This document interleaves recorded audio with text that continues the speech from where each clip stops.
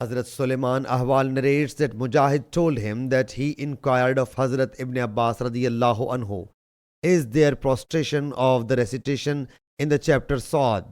He replied, yes. He then recited, and we gave him Ishaq and Yaqub. We showed the path to know before them, and of his progeny to Daud and Suleiman and Ayyub and Yusuf and Musa and Harun, and thus we recompense the righteous, and to Zakaria and Yahya and Isa and Ilyas.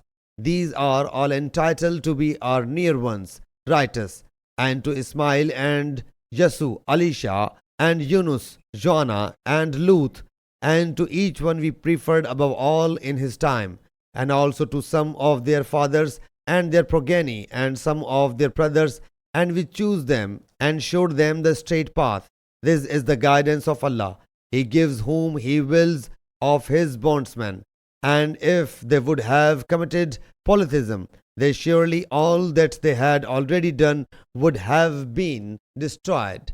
These are they to whom we gave the book and order and prophethood. Then if these people reject it, then we have appointed for it such a people who are not the rejectors.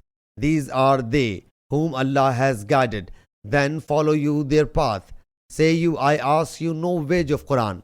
That is not but an admonition to the entire world.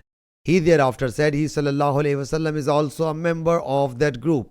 Yazid bin Harun, Muhammad bin Ubaid and Sahal bin Yusuf narrated the saying of Mujahid with reference to Awam. When I inquired of Hazrat Ibn Abbas radiyallahu anhu about it, he said, the Prophet sallallahu alayhi wasallam was ordained to follow those prophets alayhi salam.